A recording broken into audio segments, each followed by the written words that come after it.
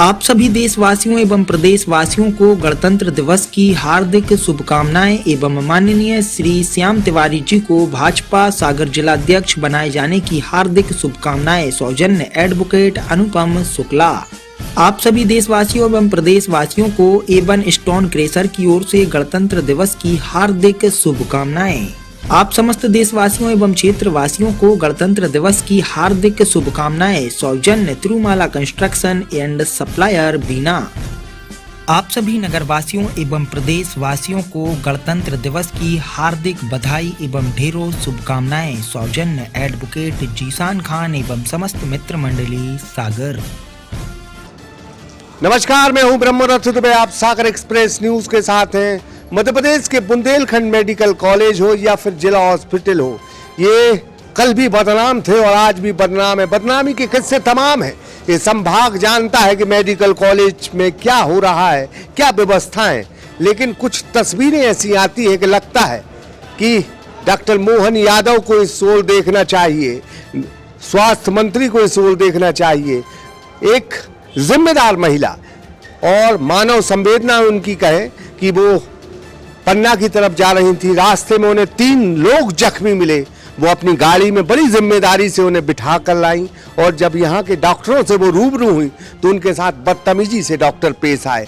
हालांकि सागर का ये आलम है, यहाँ डॉक्टर इसी तरह से पेश आते हैं। हम नहीं बल्कि कई तस्वीरें ये बयां कर चुकी हैं। अमिता बागरी जो भारतीय जनता पार्टी की जिला मंत्री हैं और बहुत जिम्मेदार पद पर हैं, पन्ना से निजी काम एक क्रिकेट प्रतियोगिता हो रही, उसमें अपने खिलाड़ियों का हौसला अफजाई करने आई थी।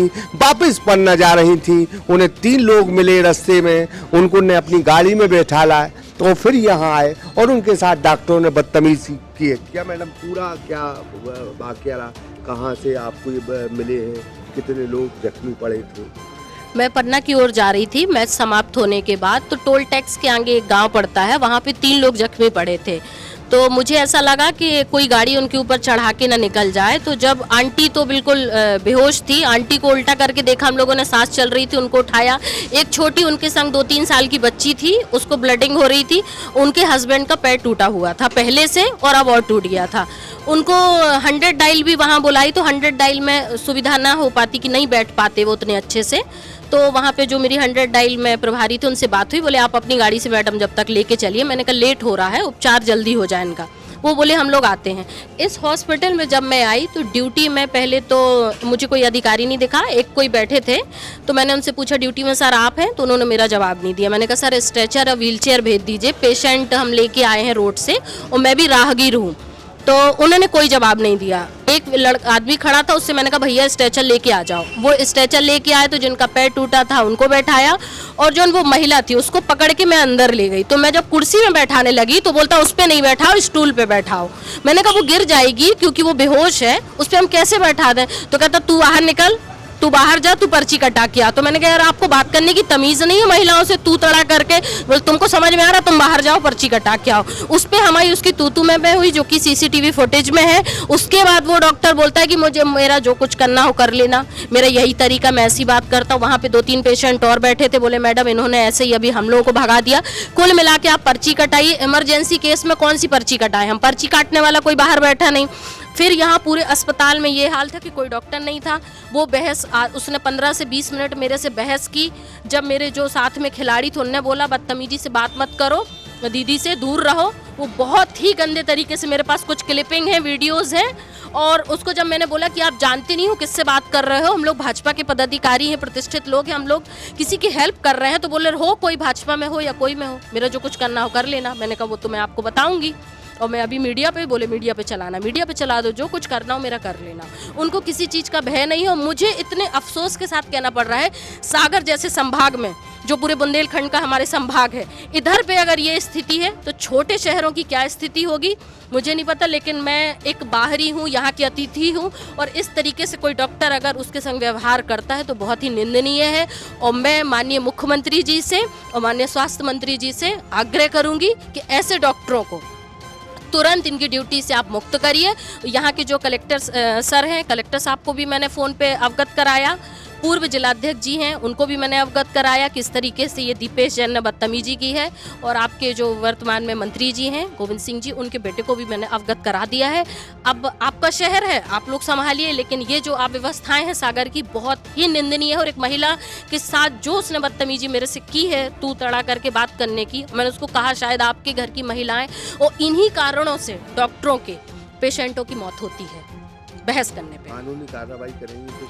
कानूनी कार्रवाई तो मेरे ख्याल से स्वास्थ्य विभाग को करनी चाहिए, स्वास्थ्य मंत्री जी कर, मान्य मैं नहीं करना चाहती हूँ, मुझे नहीं करना, मेरा काम है। मैं यहाँ लोकल होती तो जरूर करती, लेकिन मुझे जितना उनको बोलना था मैंने बोल दिया। आप लोगों के माध्यम से यहाँ की जनता को मैं जागरूक करना चाहूँगी कि आप अपनी आवाज़ उठाएं। आज यहाँ पे कई लोग ऐसे बता रहे थे जिनकी 40 की पर्ची, 50 की पर्ची 60-70 में कटती है, तो जागरूक होना चाहिए यहाँ के लोगों को, मेरा ये कहना है। यहाँ पे हमारे देखिए पूर्व मंत्री रहे हैं, गृह मंत्री रहे हैं, वर्तमान में मंत्री जी हैं। जिस संभाग में इतने मंत्री हों और वहाँ की अव्यवस्थाएं ऐसी हों, तो मुझे लगता है चिंता का विषय है। मेरी पार्टी को बिल्कुल ऐसे डॉक्टर पे कार्रवाई करनी चाहिए। कलेक्टर ने क्या आश्वासन दिया? कलेक्टर सामने का मैं डीन को बात करता हूँ, मैं बिल्कुल कार्रवाई करूंगा मैडम, और जो क्लिपिंग है इनकी बदतमीजी की वो मैं बिल्कुल कलेक्टर साहब को भेजूंगी। जन्म प्रमाण पत्र के पैसा लगा रहा है,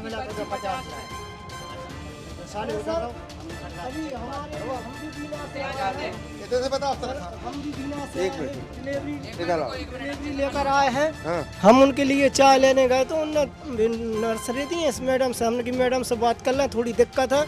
तो हम गेट पे गए, करेंगे तो भागो उधर, भागो इधर नहीं, जब बताओ सर अंदर जान नहीं दे रहे हैं, तो हम कौन से बतियाएं? मरीज अंदर है, किससे बतियाएं? बाहर बैठी रही तो बेतक करें, दूर हटो।